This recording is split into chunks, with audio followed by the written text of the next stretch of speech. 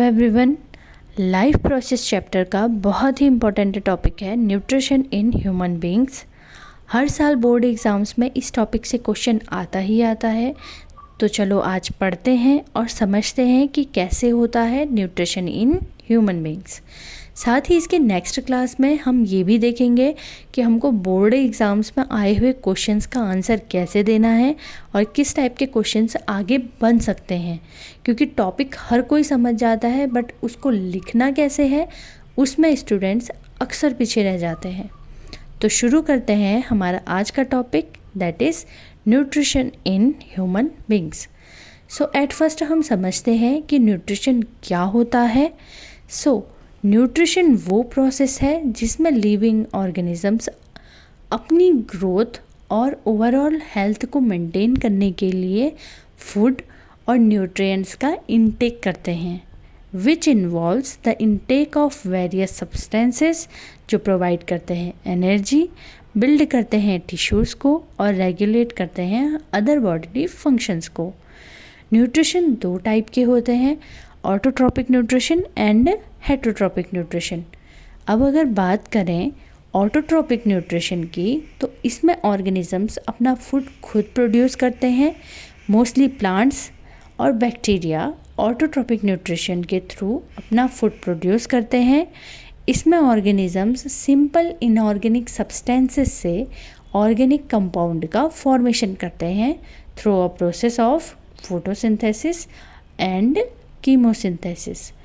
Photosynthesis में organisms sunlight, carbon dioxide और capillary water का यूज़ करके ग्लूकोज और ऑक्सीजन का प्रोडक्शन करते हैं, जिसके लिए वो एक स्पेसिफिक पिगमेंट का यूज़ करते हैं जिसे हम क्लोरोफिल कहते हैं। एंड कीमोसिंथेसिस में कुछ सल्फर बैक्टीरिया केमिकल का यूज़ करके अपना फूड प्रोड्यूस करते हैं। ये बैक्टीरिया एक्सट्रीम एनवायरनमेंट में पाए जाते हैं जहाँ सनलाइट नहीं पहुँचती है, like deep she went. Autotrophic nutritions के एग्जाम्पल है green plants, algae, cyanobacteria etcetera. अब बात करते हैं हेटरोट्रॉपिक न्यूट्रिशन की, जिसमें ऑर्गेनिजम्स अपनी फूड नीड के लिए अदर ऑर्गेनिजम्स पे डिपेंड रहते हैं। हेटरोट्रॉपिक न्यूट्रिशन भी अलग अलग टाइप का होता है, जैसे सेप्रोफिटिक न्यूट्रिशन, जिसमें ऑर्गेनिजम्स डिकेइंग डेड मैटर से अपना न्यूट्रिशन लेते हैं, for example fungi. Second one is parasitic nutrition, जिसमें ऑर्गेनिजम्स अदर ऑर्गेनिजम्स के अंदर या बाहरी सरफेस से न्यूट्रिएंट्स को लेता है और मोस्टली अपने होस्ट को हार्म पहुंचाता है, for example lice and ticks. Third one is holozoic nutrition, जिसमें ऑर्गेनिजम्स कॉम्प्लेक्स फूड का इनटेक करता है, जिसे इंजेशन बोलते हैं, जो डाइजेस्ट और ऑब्जर्व्ड होता है बॉडी में और अनडाइजेस्टेड पार्ट बॉडी से बाहर निकल जाता है, जिसे हम इजेशन बोलते हैं। For example amoeba, paramecium, human beings holozoic nutritions को शो करते हैं। And fourth one is symbiotic nutrition, जिसमें दो ऑर्गेनिजम्स साथ में रह करके एक दूसरे की हेल्प करते हैं अपने न्यूट्रिएंट्स के लिए, for example lichens, which shows symbiotic relationship between algae and fungi। तो अब हमें होलोजोइक न्यूट्रिशन को डिस्कस करना है। अगर बात करते हैं अमीबा की, तो देखिए ये फूड, अमीबा इस फूड को इनगल्फ करने के लिए फिंगर जैसे स्ट्रक्चर बनाता है, जिसको हम स्यूडोपोडिया बोलते हैं, और ये स्यूडोपोडिया फूड को सराउंड करके फ्यूज़ हो जाते हैं, जिससे एक फूड वैक्यूल फॉर्म हो जाता है। अब होता ये है कि डाइजेशन का प्रोसेस, जिसमें एंजाइम्स फूड वैक्यूल्स में एंटर हो जाते हैं और इसको डाइजेस्ट करते हैं। अब अमीबा की डाइजेस्टेड फूड को अब्जॉर्ब करता है और अनडाइजेस्टेड पार्ट को बाहर निकाल देता है, जिसको हम इजेशन बोलते हैं। ऐसे ही पैरामीशियम भी होलोजोइक न्यूट्रिशन शो करता है, बट इसमें इंजेशन का प्रोसेस एक पर्टिकुलर स्पॉट में होता है जिसे हम माउथ कहते हैं, जिसमें सीलिया इसकी हेल्प करता है। अब हम बात करते हैं ह्यूमन डाइजेस्टिव सिस्टम की तरफ, जिसमें कॉम्प्लेक्स मॉलिक्यूल कन्वर्ट होता है सिंपल मॉलिक्यूल में, जिसका अब्जॉर्प्शन हो सके, जो growth, cell repair and other functions में भी हेल्प करता है, जिसमें एंजाइम्स भी हेल्प करते हैं, जिनको हम मॉलिक्यूलर कैटालिस्ट भी बोलते हैं।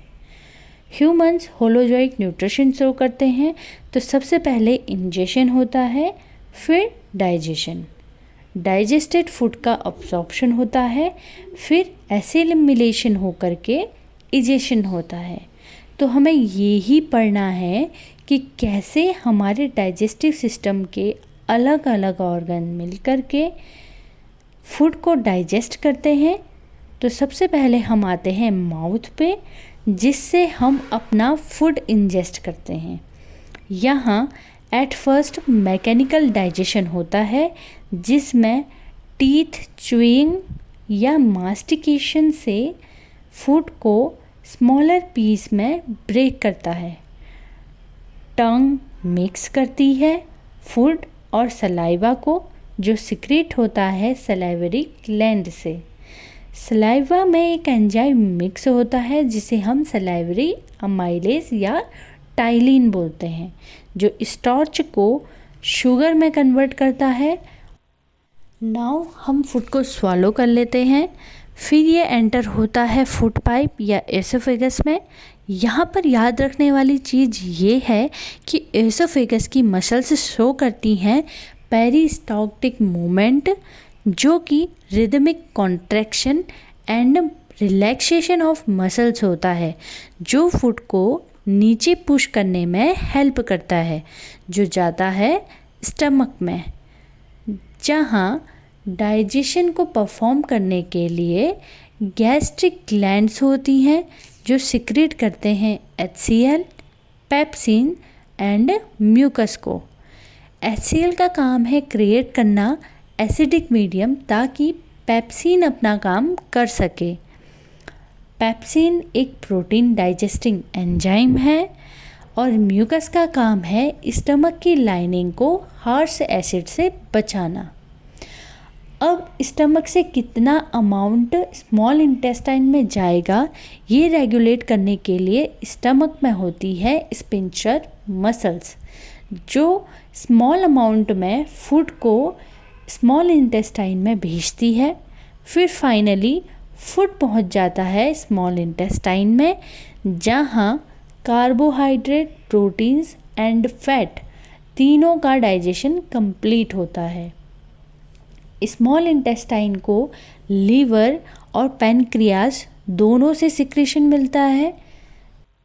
तो सबसे पहले बात करते हैं लीवर की, जो सिक्रेट करता है बाइल, जिसका काम फैट्स का इमल्सिफिकेशन करना है। अब स्टमक से जो फूड आ रहा है वो HCl की वजह से एसिडिक हो गया है, बट पैनक्रियाटिक एंजाइम्स को वर्क करने के लिए एल्कलाइन एनवायरनमेंट चाहिए होता है। तो बाइल एसिडिक फूड को एल्कलाइन में कन्वर्ट करने का काम करता है। फिर बात करते हैं पैनक्रियाज की। पैनक्रियाज सिक्रेट करता है trypsin and lipase. Trypsin is also protein digesting enzyme है।